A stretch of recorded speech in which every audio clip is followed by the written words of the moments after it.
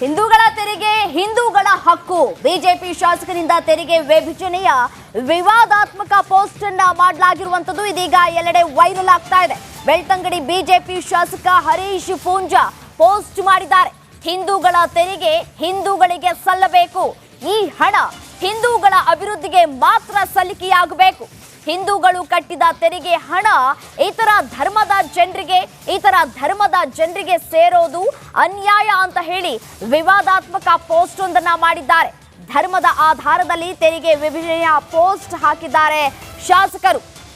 ಶಾಸಕ ಹರೀಶ್ ಪೂಂಜಾ ಪೋಸ್ಟ್ಗೆ ವ್ಯಾಪಕ ಖಂಡನೆಗಳು ಕೂಡ ವ್ಯಕ್ತವಾಗ್ತಾ ಇದ್ದಾವೆ. ಫೇಸ್ಬುಕ್ನಲ್ಲಿ ಪೋಸ್ಟ್ ಮಾಡಿದ್ದಾರೆ ಶಾಸಕರು. ತೆರಿಗೆ ವಿಭಜನೆಯ ವಿವಾದ ಇದೀಗ ಮತ್ತಷ್ಟು ತಾರಕಕ್ಕೇರ್ತಾ ಇದೆ. ಈಗಾಗಲೇ ಪ್ರೊಟೆಸ್ಟ್ ಅನ್ನ ಕೂಡ ಮಾಡಲಾಗಿತ್ತು. ಈ ವಿಚಾರಕ್ಕೆ ಸಂಬಂಧಪಟ್ಟಂತೆ ಇದು ಮತ್ತಷ್ಟು ತಾರಕಕ್ಕೇರುವ ಎಲ್ಲ ಸಾಧ್ಯತೆಗಳು ಕೂಡ ಕಾಣಿಸ್ತಾ ಇರುವಂತದ್ದು.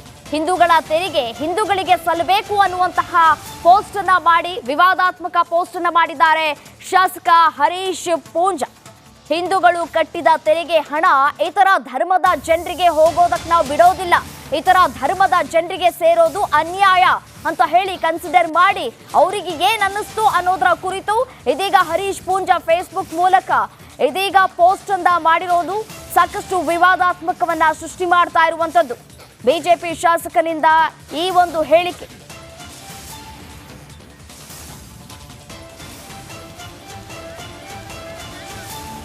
ನಾಯಕರು ದೇಶ ವಿಭಜನೆಯ ಹೇಳಿಕೆ ಕೊಟ್ಟಿರುವ ಬೆನ್ನಿಗೆ ಕಾಂಗ್ರೆಸ್ ನಾಯಕರನ್ನ ಗುಂಡಿಟ್ಟಿ ಕೊಲ್ಲಬೇಕು ಅಂತ ಮಾಜಿ ಸಚಿವ ಕೆಎಸ್ ಈಶ್ವರಪ್ಪನವರು ಹೇಳಿಕೆ ಕೊಟ್ಟರು. ಈಶ್ವರಪ್ಪ ಹೇಳಿಕೆಗೆ ಕಾನೂನು ಕ್ರಮ ಕೈಗೊಳ್ಳಬೇಕು ಅಂತ ಎಚ್.ಕೆ. ಪಾಟೀಲ್ ಅವರು ಕೂಡ ಹೇಳಿದ್ದಾರೆ.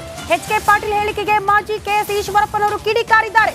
ಕಾಂಗ್ರೆಸ್ ನಾಯಕರು ದೇಶ ವಿಭಜನೆಯ ಹೇಳಿಕೆ ಕೊಟ್ಟರು. ಈ ಕಡೆ ಮಾಜಿ ಸಚಿವ ಕೆಎಸ್ ಈಶ್ವರಪ್ಪನವರು ದೇಶ ದ್ರೋಹಿಗಳಿಗೆ ಗುಂಡಿಟ್ಟು ಕೊಲ್ಲಬೇಕು ಅನ್ನುವಂತ ಹೇಳಿಕೆಯನ್ನ ಒಂದು ಸಮಾರಂಭದಲ್ಲೇ ಕೊಟ್ಟಿದ್ದಾರೆ. ಆ ಕಾರಣಕ್ಕೆ ಕಾನೂನು ಸಚಿವ ಎಚ್.ಕೆ. ಪಾಟೀಲ್ ಅವರು 24 ಗಂಟೆಯ ಡೆಡ್ ಲೈನ್ ಕೊಟ್ಟಿದ್ರು.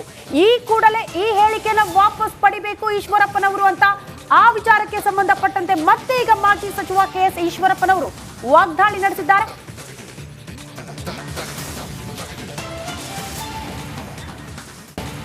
ಕೆಎಸ್ ಈಶ್ವರಪ್ಪನವರ ಒಂದು ಹೇಳಿಕೆ ದೊಡ್ಡ ಮಟ್ಟದ ಆಕ್ರೋಶಕ್ಕೆ ಕಾರಣ ಆಗ್ತಾ ಇದೆ. ಒಂದು ಕಡೆ ದೇಶ ವಿಭಜನೆಯ ಮಾತುಗಳಿಗೆ ಯಾವ ರೀತಿಯ ಆಕ್ರೋಶ ವ್ಯಕ್ತವಾಗಿತ್ತೋ ಈಗ ಕೆಎಸ್ ಈಶ್ವರಪ್ಪನವರ ಮಾತಿಗೂ ಕೂಡ ಅದೇ ರೀತಿಯ ಆಕ್ರೋಶ ಇದೆ. ಕಾರಣ ಗುಂಡಿಟ್ಟು ಕೊಲ್ಲಬೇಕು ಅಂದ್ರೆ ಯಾವ ಸಂದೇಶವನ್ನ ಸಮಾಜಕ್ಕೆ ಕೊಡ್ತಿದ್ದೀರಿ? ಒಂದು ಸಭೆ ಸಮಾರಂಭಗಳಲ್ಲಿ ಮಾತಾಡ್ತೀರಿ ಅಂತ ಆದ್ರೆ ಜವಾಬ್ದಾರಿಯುತ ಸ್ಥಾನದಲ್ಲಿರೋರು, ನೂರಾರು ಜನ ನಿಮ್ಮನ್ನ ಫಾಲೋ ಮಾಡೋರು ಪ್ರಚೋದನಕಾರಿ ಹೇಳಿಕೆಗಳನ್ನ ಕೊಡೋದು ಎಷ್ಟರ ಮಟ್ಟಿಗೆ ಸರಿ ಅನ್ನೋದು ಕೂಡ ಸಾರ್ವಜನಿಕ ವಲಯದಲ್ಲಿ, ಜೊತೆಗೆ ಕಾಂಗ್ರೆಸ್ ನಾಯಕರು ಕೂಡ ಈ ವಿಚಾರಕ್ಕೆ ಸಂಬಂಧಪಟ್ಟಂತೆ ಆಕ್ರೋಶ ವ್ಯಕ್ತಪಡಿಸಿದ್ದಾರೆ. ಇದೇ ಕಾರಣಕ್ಕೆ ಕಾನೂನು ಸಚಿವ ಎಚ್.ಕೆ. ಪಾಟೀಲ್ ಅವರು ಒಂದು ಮಾತು ಹೇಳಿದ್ರು, 24 ಗಂಟೆ ಡೆಡ್ ಲೈನ್ ಕೊಡ್ತೀವಿ, ಈ ಕೂಡಲೇ ನಿಮ್ಮ ಮಾತನ್ನ ವಾಪಸ್ ಪಡಿಬೇಕು, ಪ್ರಚೋದನಕಾರಿ ಹೇಳಿಕೆಗಳನ್ನ ಕೊಡಬಾರ್ದು, ಏಕಾಏಕಿ ಹೀರೋ ಆಗಬೇಕು, ಫೇಮಸ್ ಆಗಬೇಕು ಅನ್ನೋ ಕಾರಣಕ್ಕೆ ಚಪ್ಪಾಳೆಗೋಸ್ಕರ ಈ ರೀತಿ ಬಹಿರಂಗವಾಗಿ ಸ್ಟೇಟ್ಮೆಂಟ್ ಕೊಡ್ತೀರಿ, ಬಹಿರಂಗವಾಗಿ ಪ್ರಚೋದನಕಾರಿ ಹೇಳಿಕೆಗಳನ್ನ ಕೊಡ್ತೀರಿ ಅಂದ್ರೆ ಎಷ್ಟರ ಮಟ್ಟಿಗೆ ಸರಿ ಅನ್ನೋದನ್ನ ಪ್ರಶ್ನೆ ಮಾಡಿದ್ರು. ಕೂಡಲೇ ಈ ಮಾತನ್ನ ವಾಪಸ್ ಪಡಿಬೇಕು ಅಂತ ಹೇಳಿದ್ರು. ಈ ಬೆನ್ನಿಗೆ ಈಗ ಕೆಎಸ್ ಈಶ್ವರಪ್ಪನವರು ಕೂಡ ಮತ್ತೊಂದು ರಿಯಾಕ್ಷನ್ ಕೊಟ್ಟಿದ್ದಾರೆ ಅಂತ ಕೂಡ ಹೇಳಲಾಗ್ತಾ ಇದೆ. ಆ ಪ್ರತಿಕ್ರಿಯೆ ಏನು ಕೆಲವೇ ಕ್ಷಣಗಳಲ್ಲಿ ನಿಮ್ಮ ಮುಂದೆ ಇಡ್ತೀವಿ. ಸಹಜವಾಗಿ ಒಂದು ಕಡೆ ದೇಶ ವಿಭಜನೆಯ ಮಾತು ಯಾವ ಸಂದೇಶ ಜನಕ್ಕೆ ಕೊಡ್ತಾ ಇದ್ದಾರೆ ಕಾಂಗ್ರೆಸ್ ನಾಯಕರು ಅನ್ನೋದನ್ನ ಪ್ರಶ್ನೆ ಮಾಡಿದ್ರು. ಬಿಜೆಪಿ ನಾಯಕರು ಕೂಡ ಅದನ್ನ ಪ್ರಶ್ನೆ ಮಾಡಿದ್ರು. ದೇಶ ದ್ರೋಹಿಗಳು ಅಂತ ಕರೆದ್ರು ಬಿಜೆಪಿ ನಾಯಕರು. ಈಗ ಕೆಎಸ್ ಈಶ್ವರಪ್ಪನವರು ಬಹಿರಂಗವಾಗಿ ಗುಂಡಿಟ್ಟು ಕೊಲ್ಲಬೇಕು ಅವರನ್ನ ಅಂತ ಹೇಳೋ ಮೂಲಕ ನೀವ್ಯಾವ ಸಂದೇಶವನ್ನ ಕೊಡ್ತಿದ್ದೀರಿ ಸಮಾಜಕ್ಕೆ ಅನ್ನೋದನ್ನ ಕಾಂಗ್ರೆಸ್ ನಾಯಕರು ಕೂಡ ಪ್ರಶ್ನೆ ಮಾಡ್ತಿದ್ದಾರೆ. ಚಪ್ಪಾಳೆಗೋಸ್ಕರ ಏಕಾಏಕಿ ಹೀರೋ ಆಗೋಕೋಸ್ಕರ ಈ ರೀತಿ ಹೇಳಿಕೆಗಳನ್ನ ಕೊಡೋದು ಎಷ್ಟರ ಮಟ್ಟಿಗೆ ಸರಿ ಅನ್ನೋದನ್ನ ಎಚ್.ಕೆ. ಪಾಟೀಲ್ ಅವರು ಕೂಡ ಪ್ರಶ್ನೆ ಮಾಡಿದ್ರು. ಇಷ್ಟೆಲ್ಲ ಆಕ್ರೋಶ ವ್ಯಕ್ತವಾಗ್ತಾ ಇದ್ದಂತೆ ಮತ್ತೊಂದು ಸ್ಟೇಟ್ಮೆಂಟ್ ಕೆಎಸ್ ಈಶ್ವರಪ್ಪನವರಿಂದ. ನೋಡಿ, ಯಾರೇ ಆಗಲಿ ಜವಾಬ್ದಾರಿಯುತ ಸ್ಥಾನದಲ್ಲಿರೋರು, ನಿಮ್ಮನ್ನ ನೂರಾರು ಜನ ನೋಡ್ತಾ ಇರ್ತಾರೆ, ಫಾಲೋ ಮಾಡ್ತಿರ್ತಾರೆ, ಸಮಾಜಕ್ಕೆ ಉತ್ತಮ ಸಂದೇಶ ಕೊಡಬೇಕಾದಂತವರು ಈ ರೀತಿ ಪ್ರಚೋದನಕಾರಿ ಹೇಳಿಕೆಗಳನ್ನ ಕೊಡೋದು ಎಷ್ಟು ಮಟ್ಟಿಗೆ ಸರಿ ಅನ್ನೋದು ಪ್ರಶ್ನೆ ಆಗುತ್ತೆ. ಯಾವ ಸಂದೇಶ ಕೊಡ್ತೀರಿ? ಗುಂಡಿಟ್ಟು ಕೊಲ್ಲಬೇಕು ಅಂದ್ರೆ ಏನರ್ಥ? ಈ ರೀತಿ ಬಹಿರಂಗವಾಗಿ ಹೇಳಿಕೆ ಕೊಡೋದು ಎಷ್ಟು ಮಟ್ಟಿಗೆ ಸರಿ ಅನ್ನೋದೇ ಈಗ ಪ್ರಶ್ನೆ ಆಗ್ತಾ ಇರೋದು. ಎಚ್.ಕೆ. ಪಾಟೀಲ್ ಅವರ ಪ್ರಶ್ನೆ ಇದ್ದದ್ದು 24 ಗಂಟೆಯ ಡೆಡ್ ಲೈನ್. ಇಲ್ಲ ಕಾನೂನು ಪ್ರಕಾರ ಕ್ರಮ ಕೈಗೊಳ್ಳಬೇಕಾಗುತ್ತೆ, ಪ್ರಚೋದನಾ ಹೇಳಿಕೆ ಕೊಟ್ಟಿದ್ದೀರಿ ಅನ್ನೋ ಕಾರಣಕ್ಕೆ ಅನ್ನುವಂತಹ ವಿಚಾರವನ್ನ ಎಚ್.ಕೆ. ಪಾಟೀಲ್ ಅವರು ಕೂಡ ಪ್ರಸ್ತಾಪ ಮಾಡಿದ್ರು.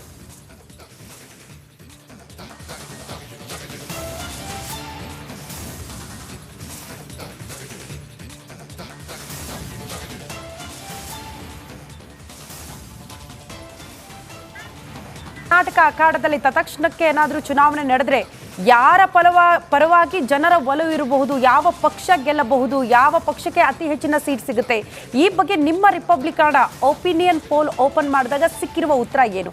ಆ ಬಗ್ಗೆ ಒಂದು ವರದಿ ಇದೆ, ಬನ್ನಿ ನೋಡ್ಕೊಂಡು ಬರೋಣ. ಲೋಕ ಅಖಾಡದಲ್ಲಿ ಸೋಲು ಗೆಲುವಿನ ಲೆಕ್ಕಾಚಾರ. ರಿಪಬ್ಲಿಕ್ ಕನ್ನಡ ಒಪಿನಿಯನ್ ಪೋಲ್ನಲ್ಲಿ ಜನರ ಉತ್ತರ.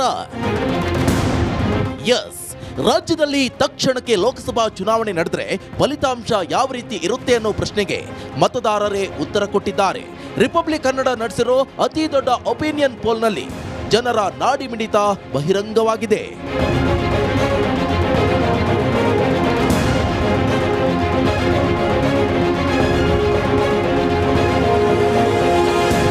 ರಿಪಬ್ಲಿಕ್ ಕನ್ನಡ ನಡೆಸಿರೋ ಲೋಕಸಭಾ ಚುನಾವಣಾ ಪೂರ್ವ ಸಮೀಕ್ಷೆಯಲ್ಲಿ ಪ್ರಮುಖವಾಗಿ 7 ಪ್ರಶ್ನೆಗಳನ್ನ ಕೇಳಲಾಗಿತ್ತು.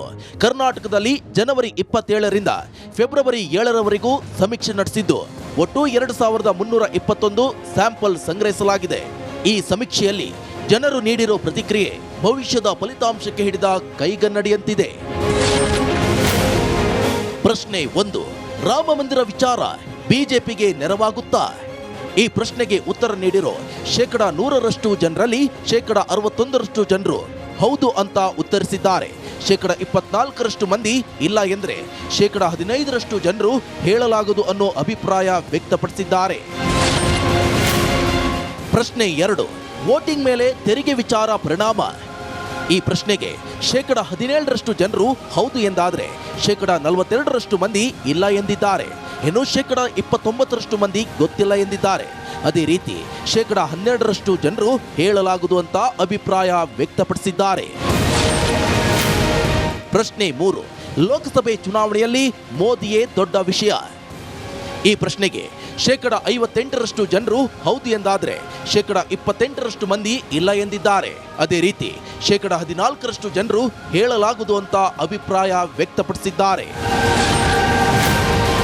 ಪ್ರಶ್ನೆ 4, ಕೇಂದ್ರ ರಾಜ್ಯ ನಾಯಕತ್ವದಲ್ಲಿ ನಿಮ್ಮ ಮತ ಯಾರಿಗೆ? ಈ ಪ್ರಶ್ನೆಗೆ 44% ಜನರು ದೇಶದ ಚುನಾವಣೆಗೆ ಪ್ರಧಾನಿ ಯಾರೆಂಬುದು ಮುಖ್ಯ ಎಂದಿದ್ದಾರೆ. 24% ಮಂದಿ ರಾಜ್ಯ ಸರ್ಕಾರದ ಕಾರ್ಯ ಆಧರಿಸಿ ಮತ ಹಾಕ್ತೀವಿ ಎನ್ನುತ್ತಿದ್ರೆ 32% ಜನರು ಈ ಬಗ್ಗೆ ನಿರ್ಧರಿಸಿಲ್ಲ ಅಂತ ಉತ್ತರಿಸಿದ್ದಾರೆ. ಪ್ರಶ್ನೆ 5, ನಿಮ್ಮ ವೋಟು ನಿರ್ಧರಿಸುವಲ್ಲಿ ಜಾತಿ ಮುಖ್ಯವೇ? ಈ ಪ್ರಶ್ನೆಗೆ 18% ಜನರು ಹೌದು ಅಂದ್ರೆ 40% ಜನರು ಇಲ್ಲ ಎಂದಿದ್ದಾರೆ. ಅದೇ ರೀತಿ 40% ಜನರು ಹೇಳಲಾಗದು ಅಂತ ಹೇಳಿದ್ದಾರೆ. ಪ್ರಶ್ನೆ 6, ರಾಜ್ಯ ಸರ್ಕಾರದ ಗ್ಯಾರಂಟಿ ನಿಮ್ಮ ವೋಟ್ ನಿರ್ಧರಿಸುತ್ತಾ? ಈ ಪ್ರಶ್ನೆಗೆ 15% ಜನರು ಹೌದು ಎಂದಿದ್ದಾರೆ. 31% ಮಂದಿ ಇಲ್ಲ. ದೇಶದ ಚುನಾವಣೆಯಲ್ಲಿ ಬೇರೆ ವಿಚಾರ ಮುಖ್ಯ ಅಂತ ಹೇಳಿದ್ರೆ 24% ಜನರು ಇಲ್ಲ, ಗ್ಯಾರಂಟಿಗಳಿಂದ ವೋಟ್ ಮೇಲೆ ಪ್ರಭಾವ ಇಲ್ಲ ಅಂತ ಉತ್ತರಿಸಿದ್ದಾರೆ. ಇದೇ ವೇಳೆ 30% ಮಂದಿ ಹೇಳೋಕೆ ಆಗಲ್ಲ ಎಂದಿದ್ದಾರೆ. ಪ್ರಶ್ನೆ 7, ಲೋಕಸಭೆ ಚುನಾವಣೆಯಲ್ಲಿ ದೇಶದ ಭದ್ರತೆ ಮುಖ್ಯವೇ? ಈ ಪ್ರಶ್ನೆಗೆ 22% ಜನರು ಹೌದು ಎಂದ್ರೆ 49% ಮಂದಿ ಇಲ್ಲ ಎಂದಿದ್ದಾರೆ. ಇನ್ನು 29% ಜನರು ಹೇಳಲಾಗದು ಅಂದಿದ್ದಾರೆ. ದಳಕಮಲ ದೋಸ್ತಿಗೆ ಬಂಪರ್ ಗೆಲುವು. ಸದ್ಯ ರಾಜ್ಯದಲ್ಲಿ ಲೋಕಸಭಾ ಚುನಾವಣೆ ನಡೆದರೆ ಬಿಜೆಪಿ ಜೆಡಿಎಸ್ ದೋಸ್ತಿಗೆ ಹೆಚ್ಚು ಸ್ಥಾನ ಸಿಗಲಿದೆ ಅನ್ನೋದು ರಿಪಬ್ಲಿಕ್ ಕನ್ನಡ ಒಪಿನಿಯನ್ ಪೋಲ್ ಫಲಿತಾಂಶದಲ್ಲಿ ಬೆಳಕಿಗೆ ಬಂದಿದೆ. ಅದರ ಪ್ರಕಾರ ಬಿಜೆಪಿ ಜೆಡಿಎಸ್ ಮೈತ್ರಿ ಪರ 56% ಮತ ಬಂದಿದ್ದು 23ರಿಂದ 25 ಸ್ಥಾನವನ್ನ ಮೈತ್ರಿಕೂಟ ಗೆಲ್ಲಲಿದೆ. ಅದೇ ರೀತಿ ಕಾಂಗ್ರೆಸ್ ಪರ 37% ಜನರು ಒಲವು ತೋರಿದ್ದು 2ರಿಂದ 5 ಸ್ಥಾನವನ್ನ ಕಾಂಗ್ರೆಸ್ ಗೆದ್ದುಕೊಳ್ಳಲಿದೆ ಅಂತ ಜನರು ಅಭಿಪ್ರಾಯ ವ್ಯಕ್ತಪಡಿಸಿದ್ದಾರೆ.